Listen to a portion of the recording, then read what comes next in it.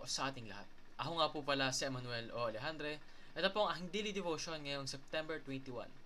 And for today, tatanungin natin kayo, ano ang goal mo sa buhay? Now, why do I ask this question? No? Because we are going to talk about the spirit. Now, the spirit is the immaterial part of man. Ibig sabihin, ito yung intangible. Hindi nahawakan. Hindi nakikita. Hindi nararamdaman. Pero it exists. And the spirit is what we use to commune with God.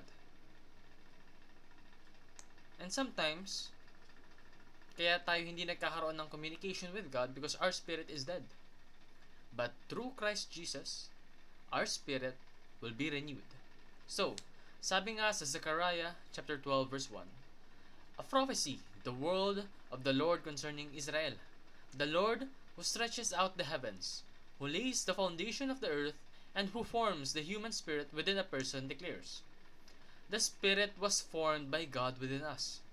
So, yung espiritu daw po natin, sometimes called soul, is formed by God within us. Nung tayo'y nasa ating tiyan pa lamang ng nanay, no? And yung spirit na yon, yung soul na yon, will return to God upon death. What death? That's the physical death, na kung saan yung body natin ay magdidecompose na at hindi na tayo kayang isustain pa, no? Therefore, yung spirit natin will return to God. And the spirit will possess a renewed body. So, what does this mean? Unang-una, we should see ourselves as immortal. Bakit? Dahil yung espiritu nga na parte ng ating kabuuan ay hindi mawawala ng biglaan kapag tayo namatay or when we experience physical death. Hindi lang ito biglang wala na. In a flick of a hand, biglang mawawala yung existence natin. No. The spirit lives on eternally. The only thing that changes is the destination of that said spirit. Kapag ikaw ay na-experience mo yung physical death while having clear faith, trust, and loyalty towards God, you will return to Him via Spirit. Pero, if you continue to deny God, even up until your death, your spirit will go down to hell and will suffer eternally.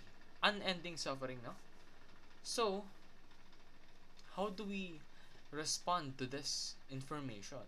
Unang-una, we should plan for both the short term and the long term. Short term, maaaring yung gagawin mo ngayon, gagawin mo kinabukasan, gagawin mo in the following months, or gagawin mo sa buhay mong ito while you are still physically active in this world. Kumbaga, yung goals mo, yung aspirations mo. Now, kapag kasi pinag-uusapan natin long term, minsan naiisip natin pag-graduate sa school, pagkakaroon ng sariling business, pagiging milyonaryo. No, that isn't long term enough. The long term plan that we are referring to here is the plan wherein we will spend our eternal life with Christ Jesus, with God in heaven. So, we should do everything we can. Follow the Bible, obey the Bible, share the gospel, disciple the nations. Do everything we can in this world to serve God, to deepen our relationship with Him, to get to know Him better. Because that is our only way. Jesus is our only way for salvation. So we should plan for that as well. We should take precautionary measures in order to ensure that our eternal life will not be spent on hell but instead spent in the presence of God. So make a difference today and for eternity. Simulan mo na ngayon yung pag-worship sa Kanya, pananampalataya sa Kanya, at idamay mo na rin yung iyong pamilya so that your generation and the generations to come will all worship His name. Simulan mo sa iyo. No? Yun lamang po ang aking daily devotion. Maraming salamat sa pakikinig. Pagpalain po tayong lahat and let us all give glory to God.